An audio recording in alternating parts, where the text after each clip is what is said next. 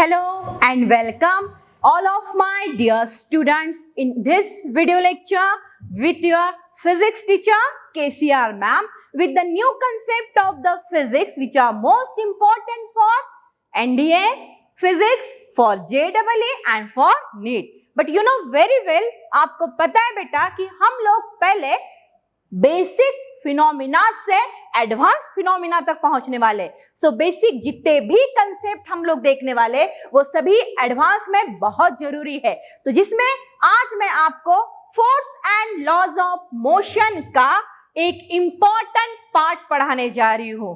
So first of all say good morning to all of my dear students and welcome this video lecture with your KCR ma'am. So let's start today's new concept of the physics.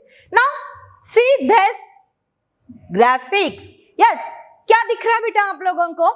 एक छोटी सी cat एक बड़े से toy को push कर रही है और टॉय मोशन में आ रहा है। Yes very good. That means what? Cat यहाँ पे क्या अप्लाई कर रही है? फोर्स अप्लाई कर रही है टॉय के ऊपर। Okay, let's see here what is this. Yes, ये आप ही तो हो, स्कूल बैग लिए और चलो स्कूल चले हम। लेकिन एक्चुअली हमें आपको ये तो है ही स्कूल चले हम, लेकिन मुझे आपको बताना है कि this student is in motion. वो वॉकिंग कर रहा है, वो मोशन में है। मतलब आप थोड़ा ध्यान से सुनिए, यहाँ पे कैट फोर्स अप्लाई कर रही है टॉय के ऊपर में और यहाँ पे ये पर्सन मोशन में है। सो हमारा आज का टॉपिक है force and laws of motion. So first of all, what is the meaning of force? Simple सा कंसेप्ट है।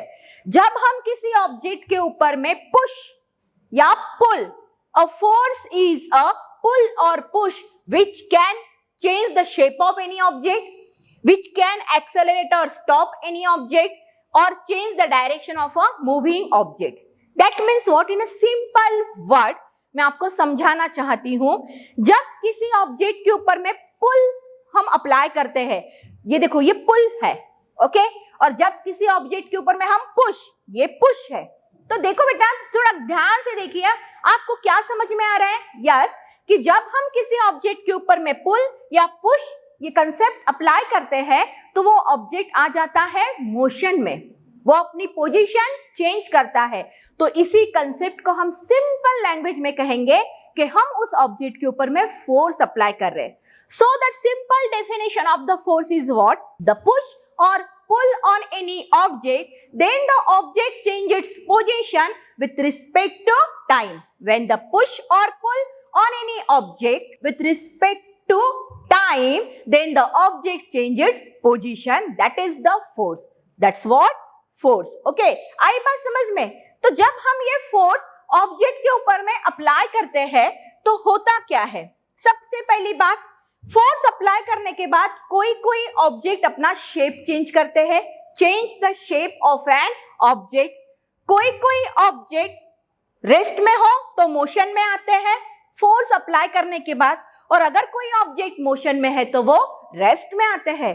कैसे, क्या, ये आगे में हम लोग देखने ही वाले हैं नाउ। और कुछ ऑब्जेक्ट के ऊपर में फोर्स अप्लाई करने के बाद ऑब्जेक्ट अपनी डायरेक्शन चेंज कर लेते हैं। Is it clear? यस, समझ में आ गया। So first of all, the simple definition of the force, the push और pull on any object, then object change its position with respect to time. Force apply करने के बाद object अपनी position change कर सकता है, ऑब्जेक्ट अपना shape भी चेंज कर सकता है। ऑब्जेक्ट अगर रेस्ट में हो तो मोशन में आ सकता है, और अगर मोशन में हो तो रेस्ट में आ सकता है। All these things are happening due to the application of force. Okay, now the next, there are the basically two types of force. Number one, contact force, and the number two, non contact force. It's a simple concept. What is the contact force and what is the non-contact force? Simple सी बात है कि नाम है contact, non contact. सो देखिए, अगर ये graphics में आपको दिखा रही हूं, इसमें ये बॉय इस बॉल के ऊपर में फोर्स अप्लाई कर रहा है with the help of the leg, with the help of the leg. That means ये हुआ कॉन्टैक्ट फोर्स। कौन सा फोर्स बेटा? कांटेक्ट, जब हम हमारे बॉडी का कोई पार्ट किसी ऑब्जेक्ट के ऊपर में अप्लाई करेंगे और वो ऑब्जेक्ट जब मोशन में आएगा तो ये कहलाएगा कांटेक्ट फोर्स।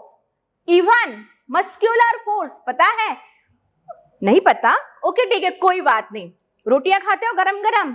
रोटियां खाने से पहले उनकी पोजीशन रहती है, यस यस, आटे की गोनी पता है ना आप लोगों को? सिंपल सी बात है बेटा, जिसको फ्लोर डक बोलते हैं। सो सिंपल सी बात है बेटा, जब आटा सूखा होता है और सूखे आटे में जब हम पानी ऐड करते हैं और फिर मसल की हेल्प से हम आटे को गूंथते हैं, एट दैट टाइम हम जो अप्लाई कर रहे हैं वो मस्कुलर फोर्स है, लेकिन बगैर हाथ लगाए आटा गूंदा नहीं जा सकता। That mean that is a contact force. तो ऐसे बहुत से फोर्सेस है जो कॉन्टैक्ट फोर्स में आ सकते हैं। वो आए हैं, कितने हैं, क्या है, वो तो देखना ही है, लेकिन आपको कंसेप्ट समझना बहुत जरूरी है। जैसे यहाँ पे ये बॉल बगैर फोर्स अप्लाई किए, बगैर कॉन्टैक्ट फोर्स अप्लाई किए आगे नहीं जा सकता, that is the contact force. लेकिन कुछ कुछ फोर्स नॉन कॉन्टैक्ट फोर्स भी होते हैं, जैसे कि यहाँ पे आप लोग अगर देख रहे होंगे, so it's a very simple example. What is this? This is a horseshoe magnet, और ये नीचे में रखी हुई है सभी स्क्रू जो थोड़े से लोहे के बने होते हैं, टीन, पिन, नेल्स वगैरह सब गिरे हुए हैं। जैसे ही हॉर्सशू मैग्नेट इनके कांटेक्ट में आएगा, वैसे ही ये सभी किसके साथ अटैच हो गए? मैग्नेट के साथ। आपको कुछ भी करने की जरूरत नहीं है, नील पिन, नेल पिन वगैरह डाल दो, आजू बाजू में मैग्नेट रख दो, वो सभी अपने आप उस मैग्नेट के पोल्स की तरफ अट्रैक्ट होंगे due to the magnetic force. तो ये कौन सा है बेटा? Non contact. यहाँ पे आपको अपने हाथ को अप्लाई करने की या फिर कोई भी कांटेक्ट करने की जरूरत नहीं है। सो बेसिकली बेटा ये दो टर्म्स मैंने आपको बताए, एक कांटेक्ट फोर्स और दूसरा non contact force. Now again there are the so many different types of the forces, जिसमें एक फोर्स आपको दिख रहा है ग्रेविटेशनल फोर्स। इसकी स्टोरी तो बहुत ही मजेदार है।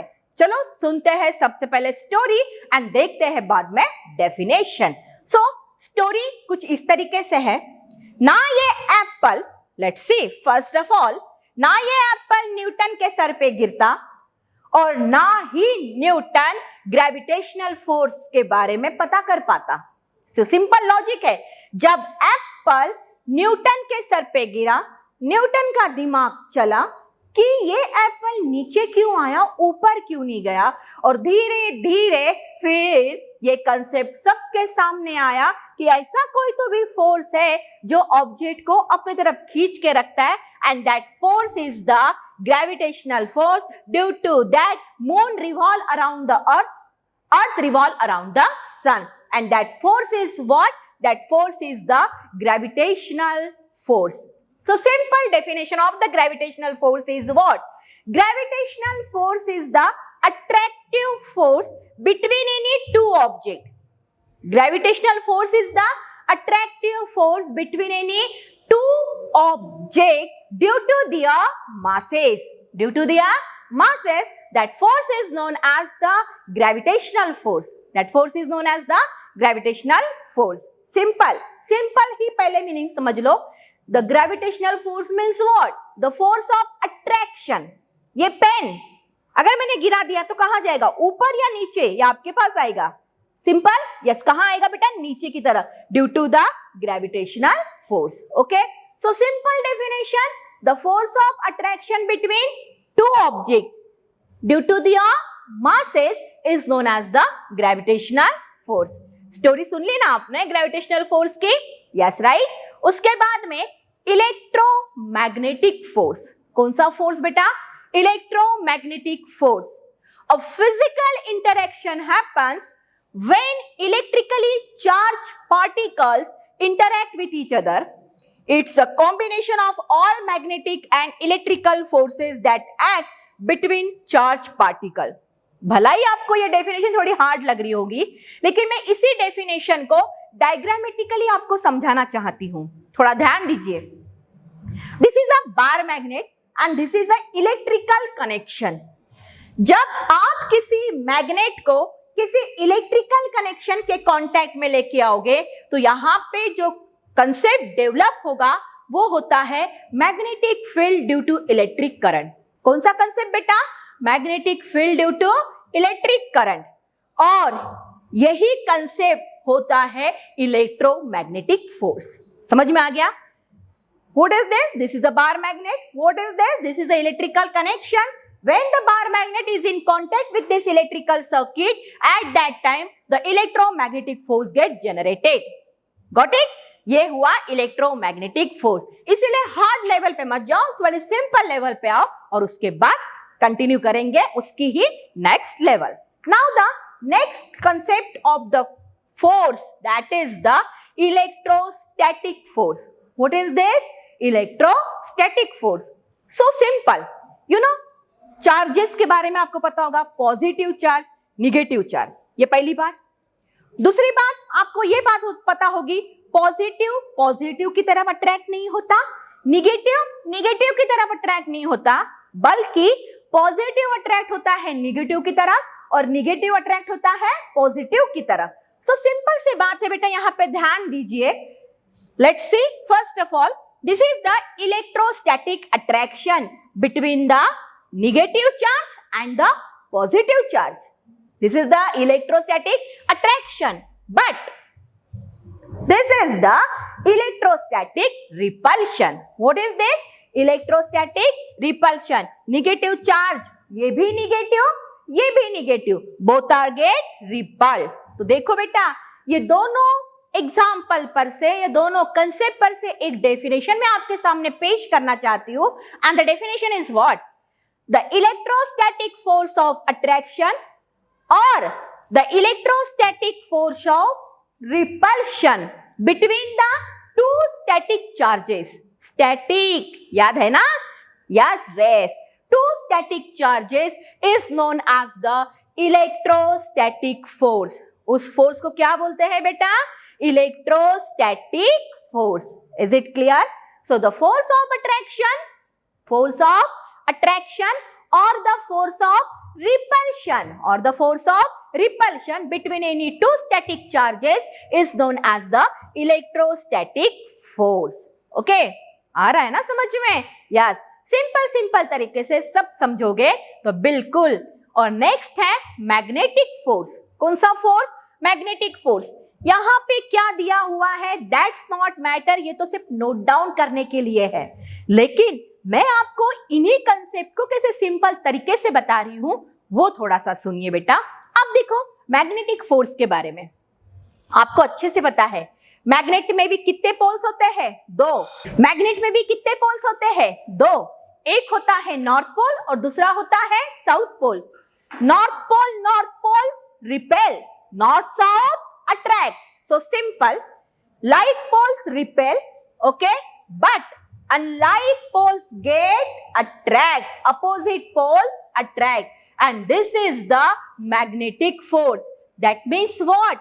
There is a force of attraction or there is a force of repulsion between the two poles of a magnet is known as the magnetic force. Is known as the magnetic force.